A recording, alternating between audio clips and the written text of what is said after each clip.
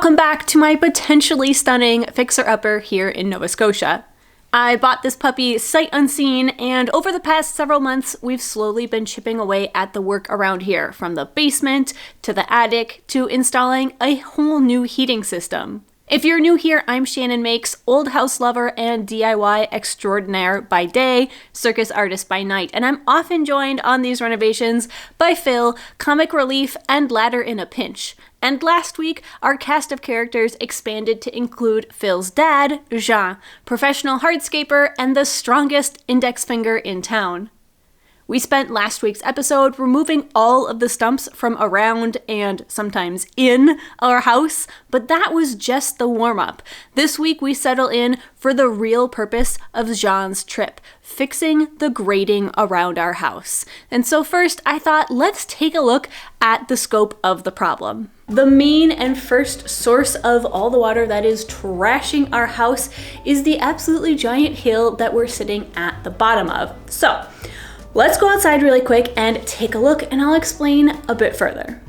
Okay, so here's the state of our backyard right now as it stands. It is kind of a mess, but that's not really what we're concerned about right now. I kind of want to show you the hill that is causing all the problems. And I'm looking at it on camera and it really doesn't look like that much of a hill, but if we stop and take a look at our neighbor's house up there, so this is their ground level. Then it drops down about 4 feet or so to the street level. Then there's another roughly 4 feet drop to the high section of our yard. And then there's about 6 or 7 feet drop down to the low section of our yard. So why is this a problem? Who cares if our house sits at the bottom of a hill? Well, I do, for one, because whenever it rains or when the snow melts, all of that water comes rushing down the hill and into our house, specifically our basement. And that has led to a lot of problems. There are a few different ways to deal with this, but they all pretty much fall under the category of proper grading. Grading just being a fancy way of saying moving the earth so the water runs away from your house. Because in a perfect world, the earth would sort of slope away from our house in all directions, so that when it rains or when the snow melts, that water is going to want to run away from our foundation. Ideally, we would be able to see at least 3 or 4 inches of foundation right here. But if we go and look close, we can see there's no foundation. In fact, there's actually more siding. There's at least 2 more strips of siding that have been buried from 120 years of dirt just coming with gravity and rain and everything into our yard and piling up here. Because if we look over here on this part of the house, you can see that it's actually really not bad.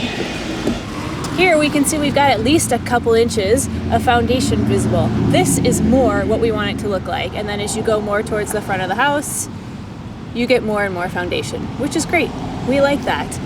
But over here, no foundation visible, and we're pretty sure that, there's gonna be some rotting sill plate action happening, which is never great. Never like that. So I've come around to the other side of the house just for a little bit of variety, and also because I do think you can see the hill a little bit better from this angle here.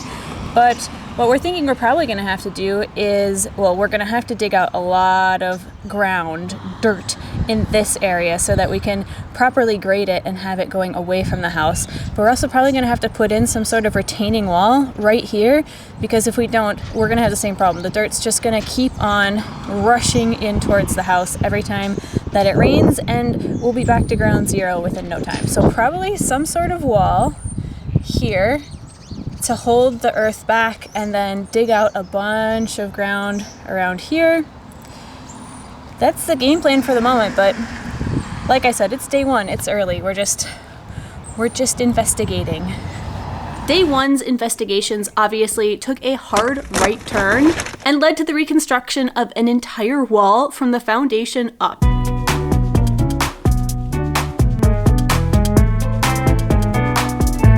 Day two started with machinery rental and stump removal, from outright trees to ambitious bushes, but that only took a few hours, which left us with a lot of time to start slinging some dirt. And before the whole process begins, let's take one last look at the yard because it will never look the same again. And good riddance, honestly.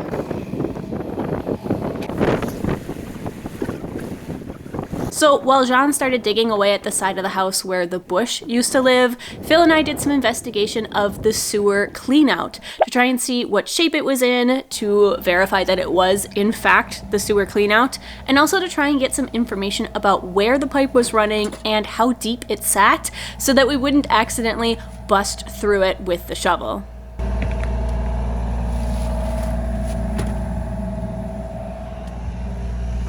Fait qu'il n'y a pas d'eau là-dedans? We're gonna find out soon enough. Stick it down comme full all around though. Je peux pas peser sur rien.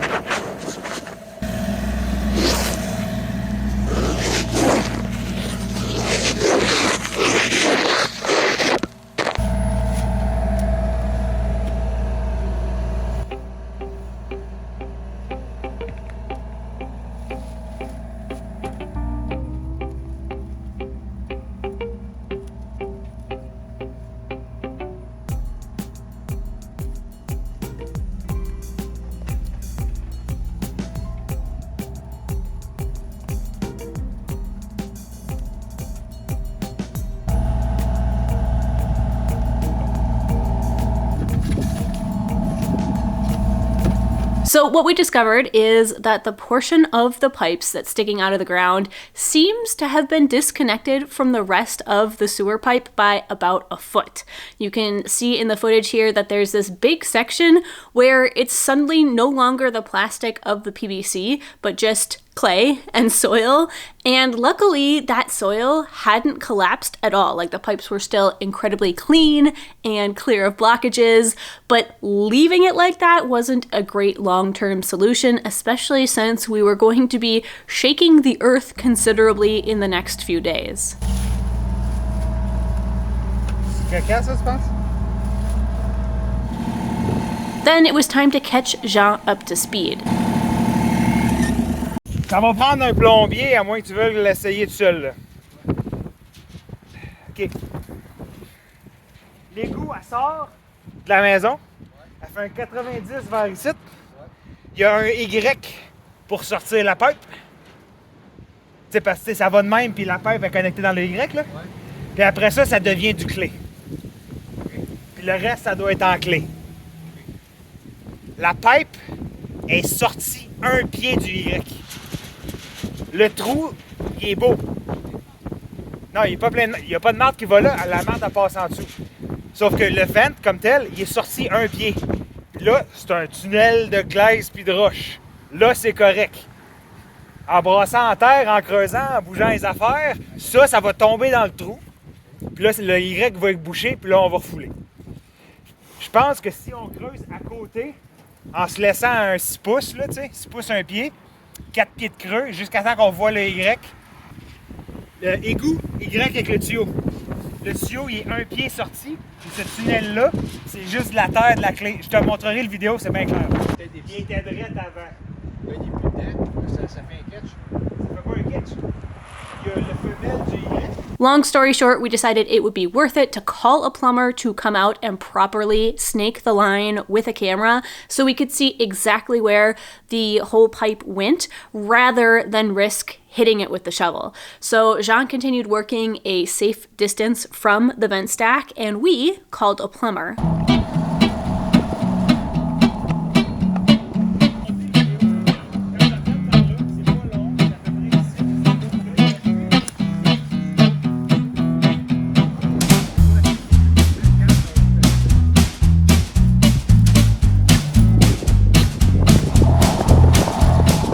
The plumber showed up very quickly and he was much more helpful and enthusiastic than last week's waterman. Although, to be fair, he was also being paid for his services, and he snaked the pipe for us with a drain camera, which honestly was a pretty cool process to watch. Down the hatchet. See here, it's about a foot missing.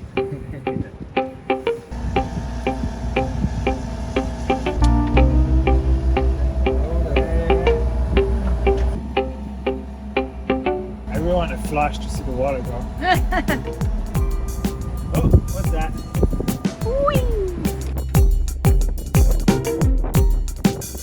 The camera right there. Do you have spray paint or something? No, but we can just put uprights. He could locate precisely where his camera was in the pipe, which then allowed us to mark exactly where the pipe ran on our property. We traced it all the way around to the front of the house, marking it at a few key points so that we could always relocate it later. 5'1" roughly. Okay, about that, I'm never going to be digging there. Good enough about here. Yeah, I'll just mark it. Now that we knew the sewer line was running pretty close to the house and fairly deep underground, Jean could dig around with a lot more freedom.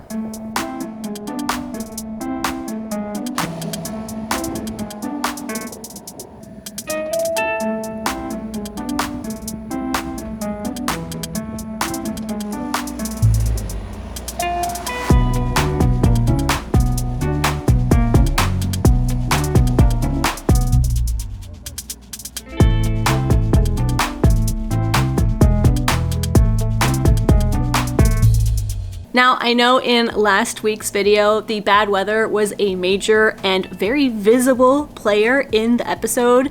It was dumping buckets and buckets of rain on us, we were sopping wet, and it wasn't just those cute little droplets either, but giant turkey baster size drops of water. And keep in mind when you're watching this that all of this footage was also happening that same day. So we went from rain in the morning to a brief bout of sunshine to snow. Absolutely wild.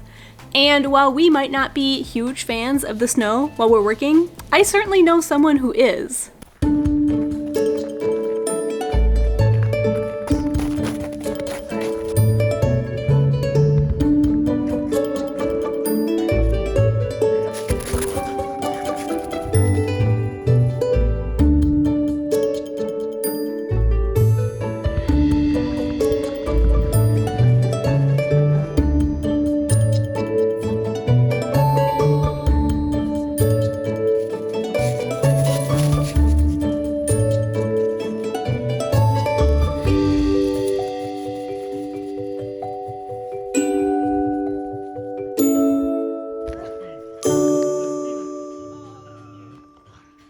Okay, time to spoil Canal a little bit, and after that exercise, she absolutely deserves it.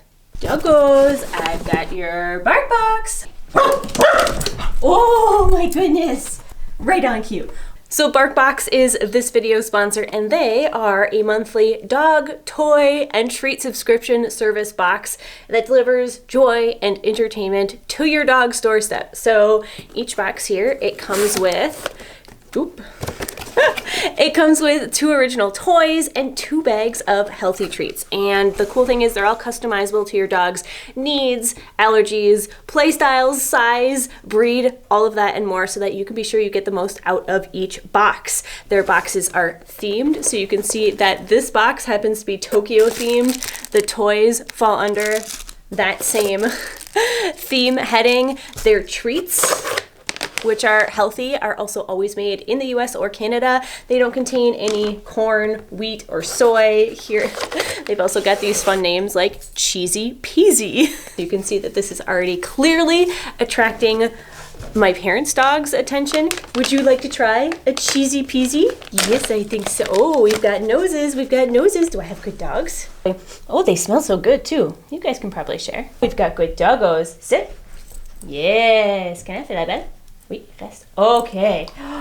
Good doggos. They give it 2 paws up, that's for sure.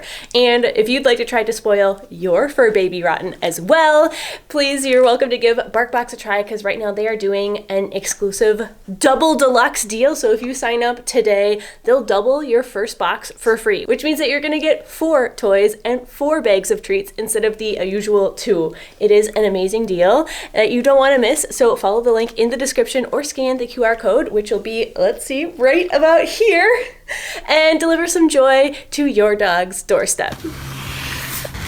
While we were out exercising the dogs, Jean kept on working, slowly chipping away at all that excess soil in our backyard.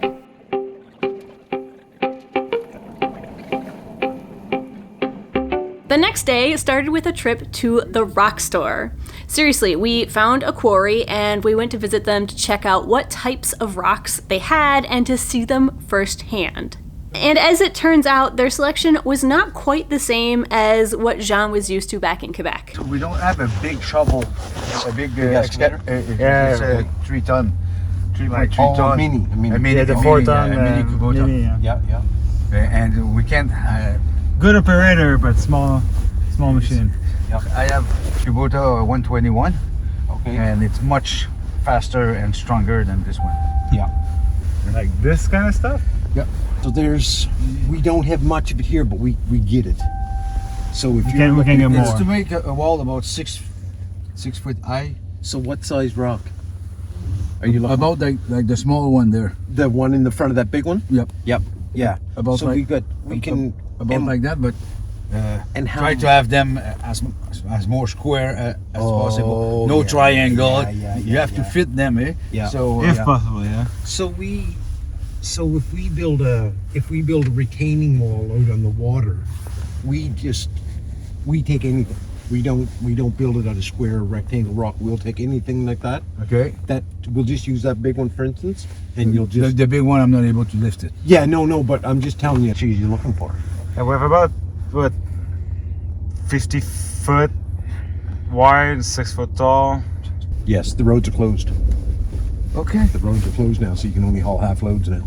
Okay. So it's not. Okay. So we don't tend to do a lot of work this time of year because people won't pay for the truck to go twice. when it's only go once. So the rocks will be a little bit less uniform and less easy to work with than we'd like, but we didn't have much of a choice. So after giving some love to the resident doggo of the quarry and placing our order, we drove back home, and while we were waiting for the rocks to be delivered, that's actually when we got rid of that one final stump from last week's video.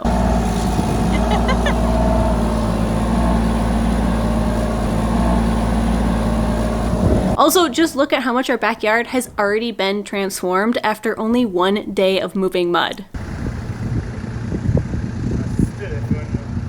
So our truck full of rocks showed up, and this was so impressive to see these giant boulders just tumbling out and onto our driveway.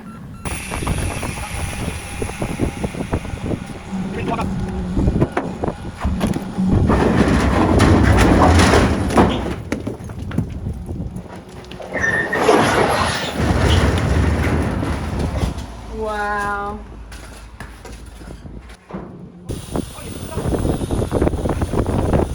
So he's able to bring another one Nice. in about 1 or 2 hours. So I'll quit what I'm doing and just go there and try to.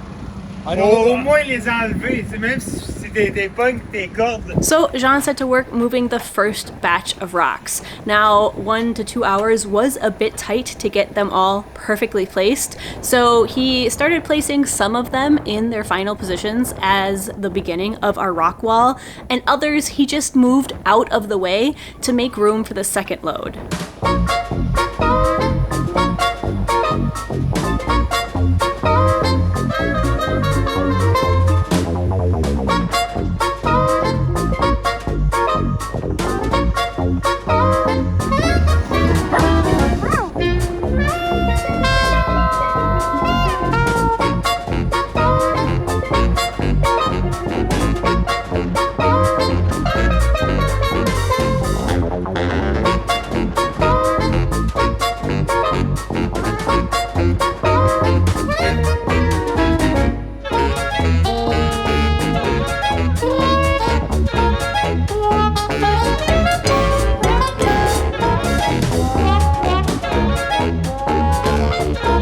Now, I should be clear that we didn't have an exact plan in our head for what we wanted our final backyard to to look like. We didn't sit down or take measurements. We're not using precise dimensions here. We just know that we've got to grade all of the soil away from the house, and we have kind of an overall idea of what we thought could be a good idea, what we might want it to look like generally, but we were pretty flexible about just feeling it out as we went and using Jean's experience and judgment to really help shape the final product. He is, after all, the expert here.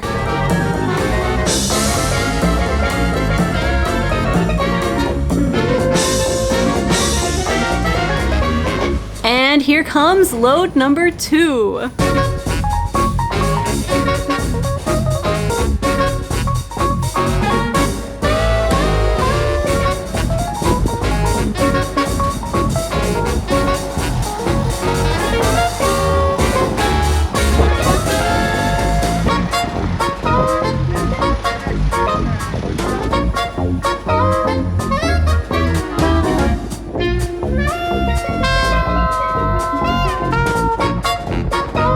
As Jean continued to work at placing all the boulders, we thought it was high time that we took a look at what was under that siding.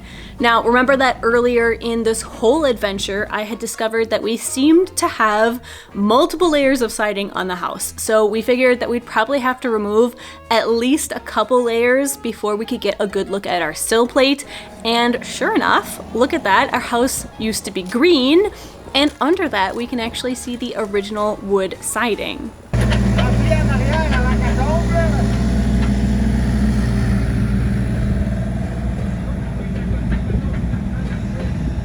Years and it's rotten. But right here it's good. There was a bed of gravel.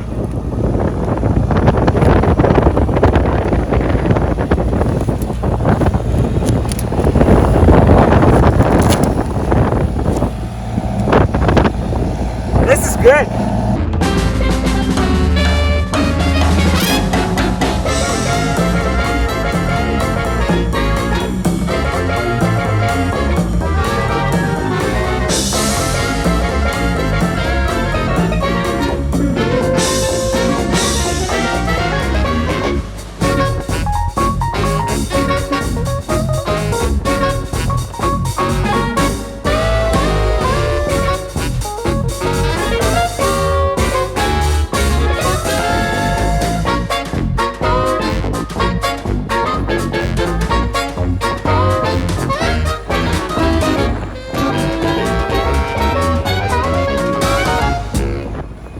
So this is how we wrapped up day 1 of hardscaping.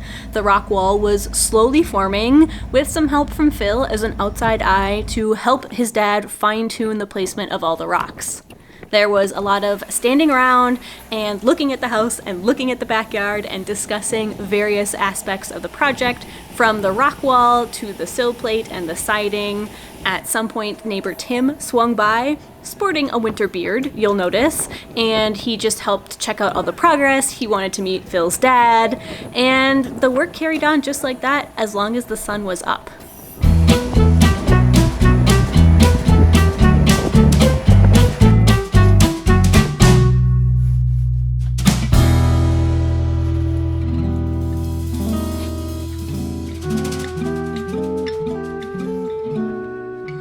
It's gonna be an expensive week.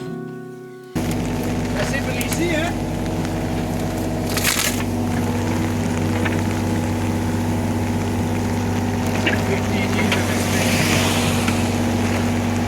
So cute. Doing. Boing. Yeah, it's solid.